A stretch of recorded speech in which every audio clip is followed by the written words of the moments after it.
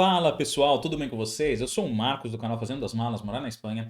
E finalmente no vídeo de hoje você vai aprender como preencher todos os anexos e todos os formulários para você que está dando entrada aí na Lei da Memória Democrática para obter a sua nacionalidade espanhola. Esse é um vídeo muito esperado, o pessoal estava pedindo muito. Venho de uma semana muito difícil entre trabalho, algumas responsabilidades e por fim consegui separar um tempo de qualidade para gravar um vídeo bem completo para você. Antes de nada, se você caiu de paraquedas nesse vídeo, buscando informação sobre a Lei da Memória Democrática e ainda tem dúvidas se você tem direito, quais são os documentos que tem que apresentar, qual é o procedimento, onde você tem que dar entrada, então eu vou deixar na descrição desse vídeo uma série de vídeos que eu recomendo que você veja esses vídeos antes, se você caiu de paraquedas aqui primeiro e a sua dúvida não é diretamente sobre os formulários, ok? Vai chegar um momento que você vai precisar ver esse vídeo completo, se quiser, inclusive, para ajudar a gente, eu recomendo que você veja já.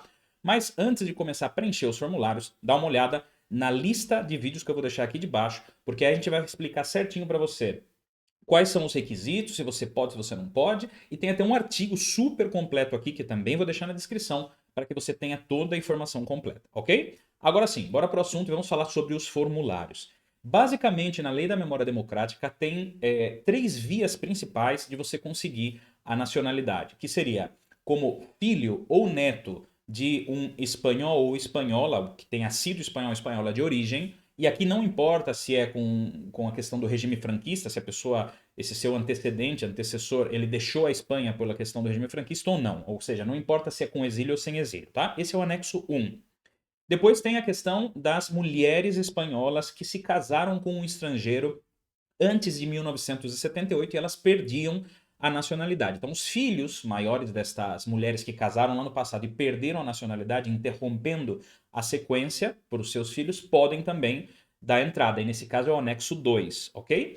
E o terceiro, o anexo 3, é qualquer filho maior de alguém que tenha pedido a nacionalidade pela lei da memória histórica, que foi a lei anterior, que terminou lá em 2011, 2012, e a atual lei da memória democrática. Então, se o seu pai, sua mãe, seu avô, sua avó tirar a nacionalidade, tá? Bom, nesse caso aqui teria que ser o pai ou a mãe. Tirar a nacionalidade, optar pela nacionalidade pela lei da memória democrática, você, como filho maior, poderá também dar entrada pelo anexo 3. Tudo isso que eu resumi bem resumidamente aqui está explicado nesses vídeos que eu deixei aqui na descrição desse vídeo para você dar uma olhada. Agora vamos diretamente para o assunto, que são os formulários, como você pode preencher os anexos para dar entrada, ok?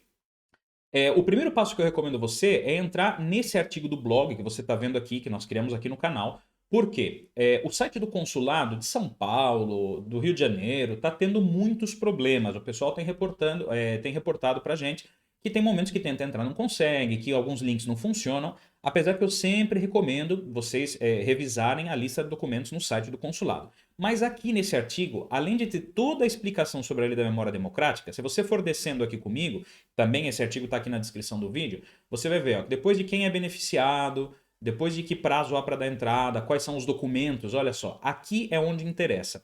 Aqui tem uma lista detalhada de todos os documentos para você dar entrada em cada um dos três casos. Tá vendo aqui, ó, filhos e netos de espanhóis e filhos e filhas de mulheres espanholas que perderam a nacionalidade ao se casar com um estrangeiro antes da Constituição Espanhola de 78. E o terceiro, que é os filhos e filhas maiores de pessoas que optaram pela nacionalidade pela lei da memória histórica ou que optem agora pela lei da memória democrática. Então tá direitinho aqui descrito para você todos os documentos, entre eles os links diretos para os anexos atualizados, ok?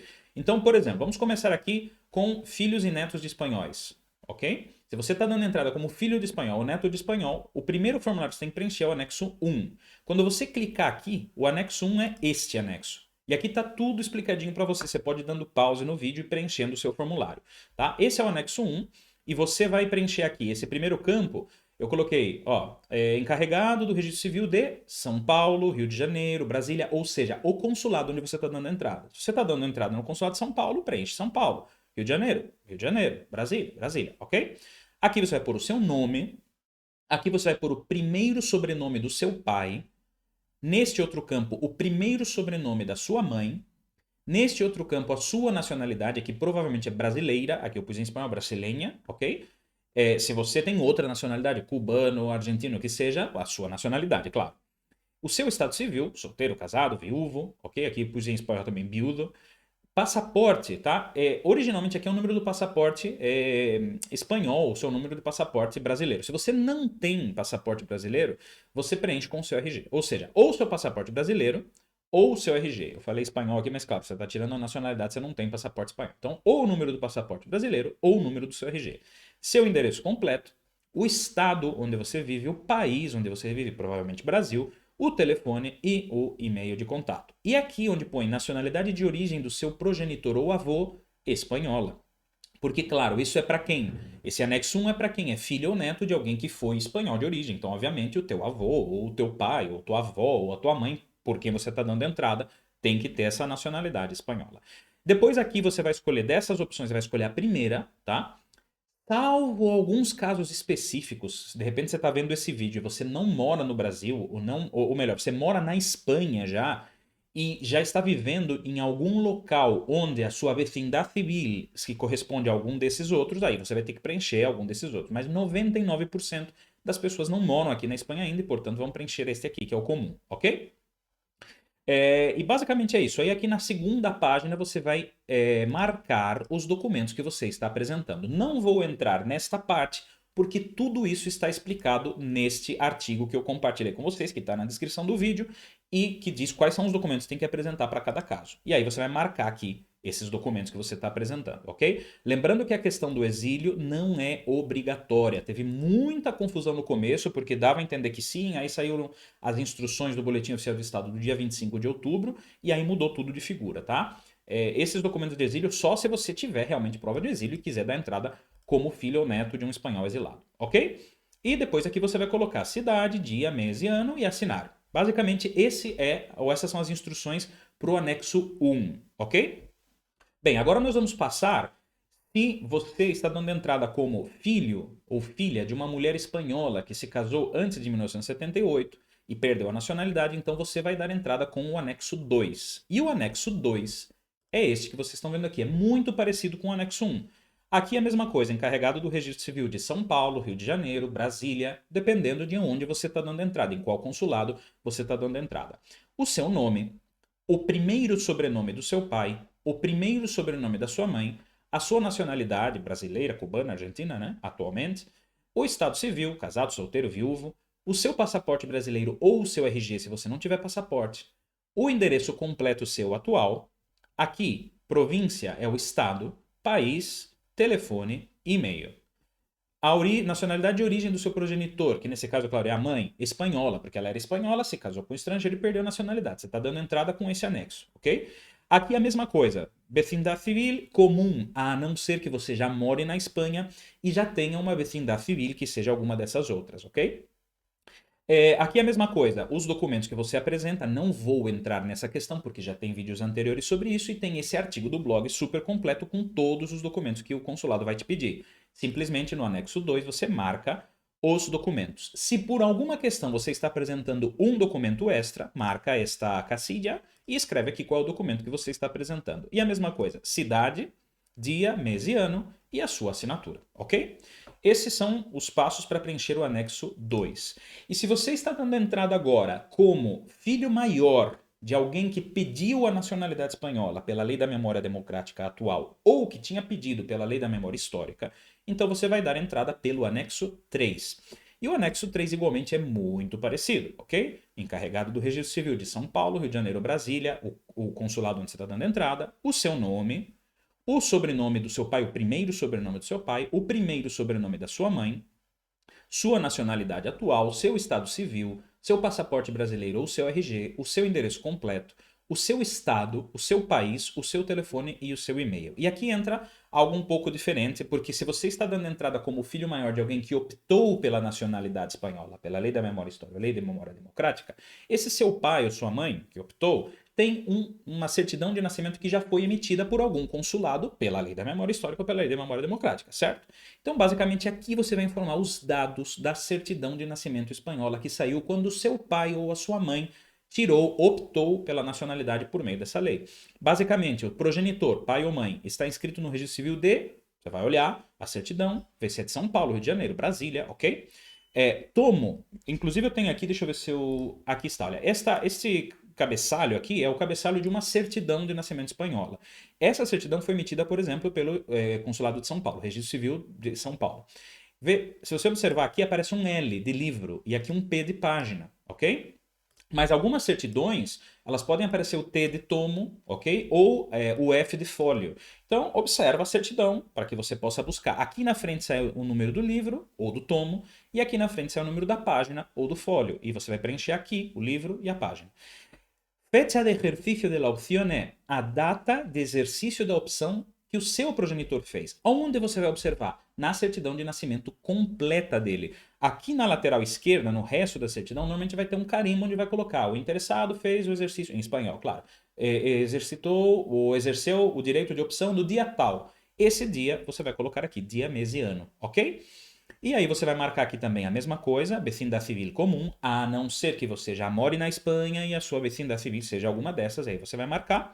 E a mesma coisa aqui, os documentos que você está apresentando. Cidade, dia, mês e ano e a sua assinatura, ok? Bem, esses são os anexos principais. Porém, alguns consulados... e uma recomendação.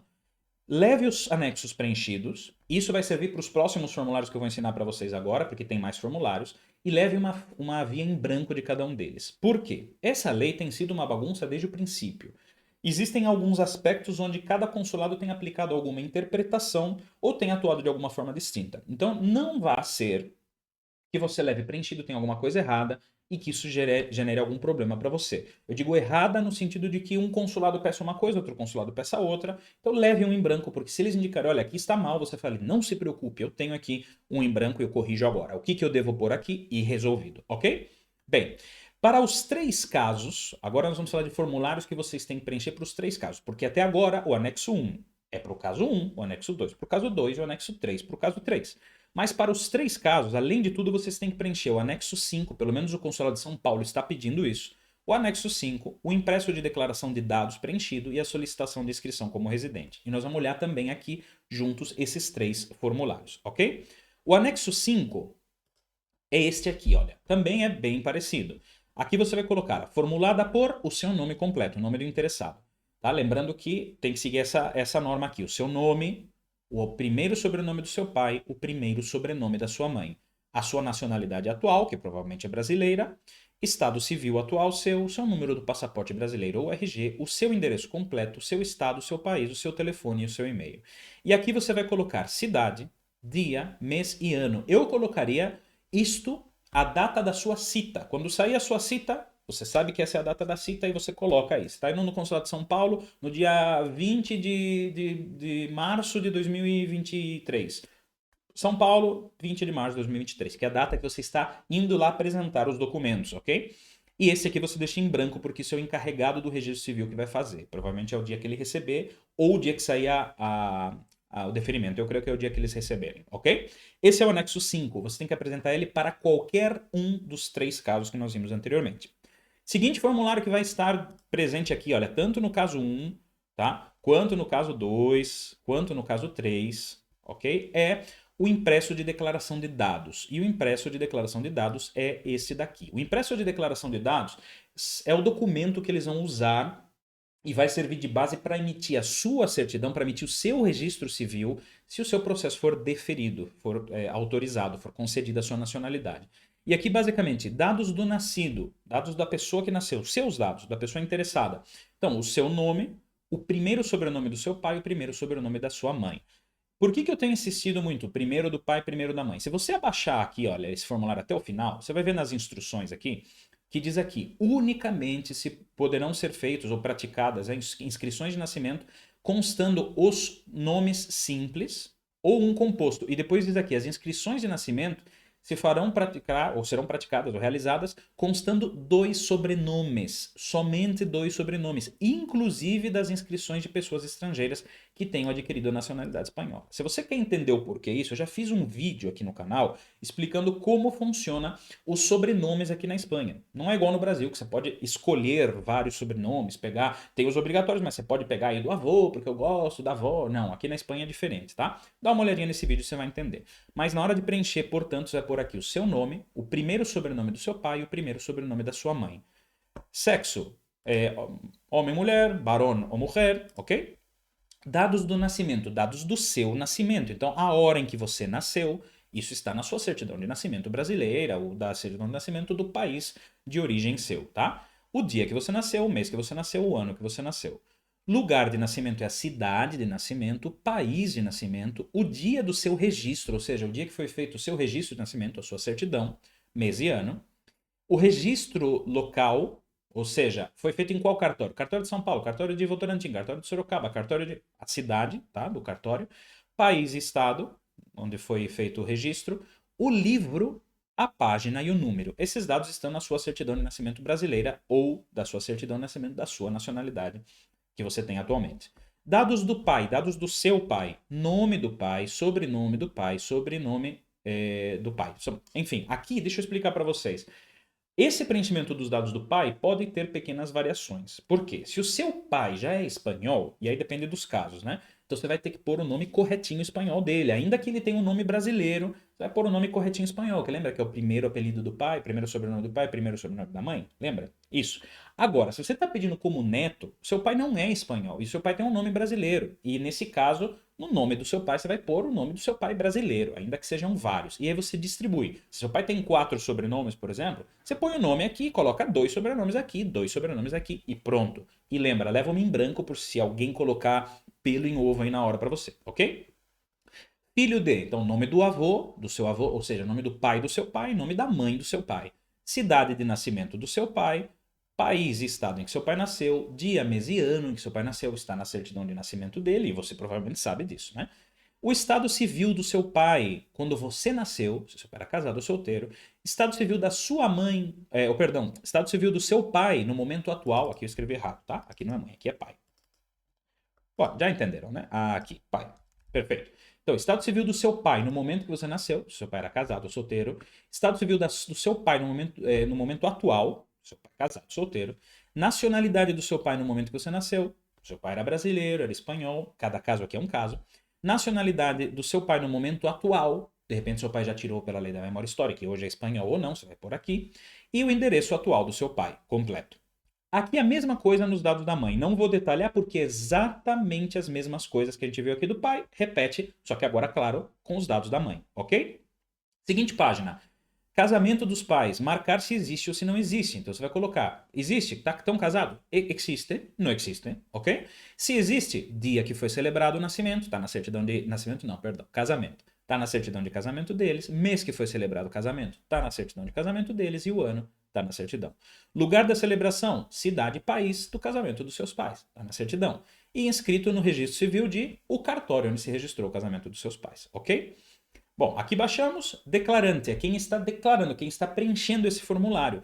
Normalmente vai ser você mesmo, nome do interessado, tá? Porque esse formulário se usa para várias coisas, não só para a lei da memória democrática. Um espanhol, por exemplo, que nasce o seu filho, esse espanhol mora lá no Brasil e vai registrar o filho, ele leva. Nesse caso, quem vai preencher aqui não é a criança, é o pai. Na qualidade do quê? De padre, ou a mãe na qualidade de madre, ok? Então, no seu caso, provavelmente, 99% de chance que vai ser todos os seus dados de novo. O seu nome, na qualidade de interessado, natural de cidade e país, e aqui não tem nenhum mistério. Seu data de nascimento, mês de nascimento, o ano, seu endereço, seu código postal, o telefone, o celular, o RG, tá? Bom, RG é o seu passaporte, o e-mail, cidade, dia, mês e ano. Eu colocaria também a data da sua cita e pronto, tá? Esse é o mais complicadinho para você preencher. Lembra da dica? Leva um em branco também. E por fim, o último. Por fim, esse vídeo vai ser um pouco longo e eu peço para vocês que voltem, vejam os formulários que tem que preencher, volta, vai fazendo, tá? Porque isso vai te ajudar bastante. E o último é a solicitação de inscrição como residente. E aqui é onde o pessoal tem muita dúvida, tá? É este aqui. O pessoal tem escrito, Marcos, mas eu não vou morar na Espanha, então eu não preciso preencher esse, né? Esse formulário é justamente para os que não vão morar na Espanha, ok? Porque não é solicitação de inscrição como residente na Espanha, é solicitação de inscrição como residente no consulado do país onde você mora. Porque a partir do momento que a sua nacionalidade for concedida, você não é mais um brasileiro morando no Brasil. Além de ser um brasileiro morando no Brasil, você também é, para os efeitos do governo da Espanha, um espanhol morando fora da Espanha. E o governo espanhol quer saber onde você mora.